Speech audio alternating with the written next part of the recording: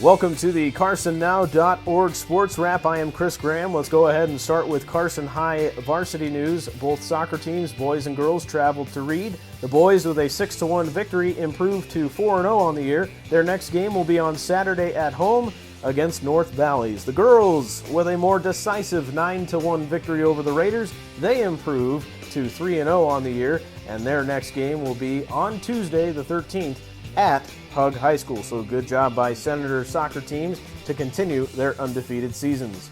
Let's move on to Major League Baseball as the Giants complete the 3-game sweep of the D-backs with a 5-3 victory today in Phoenix, and they improve to 77-65 on the year, and they are now just 3 games back of the Dodgers, who lost today by being shut out in Miami against the Marlins. The Marlins, with a 3-0 victory, improve to 71-72 on the year, while the Dodgers fall 80-62 on the year. They now just hold a 3-game lead over the Giants in the NL West division. Let's move on to more National League wildcard news as the Mets have a decisive victory today in Atlanta over the Braves, 10-3. The Mets improve to 76-67. They hold the second slot over the Cardinals by just half a game in the wild card. They are a game and a half behind the Giants. Speaking of the Cardinals, they lost today to the Brew Crew 2-1 at home at Busch Stadium. Thanks to a late inning home run by Ryan Braun, the Cardinals fall to 75-67 on the year, and of course are now on the outside looking in for the NL wild card race.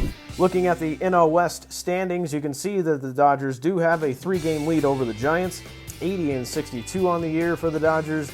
The Giants have a 77-65 record, 3 games out, on a 3-game winning streak and heading home to play the Padres. Moving on to the NL wild card, you can see the Giants have a game and a half lead over the Mets for the top spot, and the Cardinals are on the outside looking in with their 75-67 record, a half game behind the Mets. Moving on to the American League, you can see the Mariners completed the sweep of the Athletics this weekend with a 3-2 victory today. Thanks to late inning heroics, they improved to 75-68 with a 3-2 victory, while the A's fall to 60-82.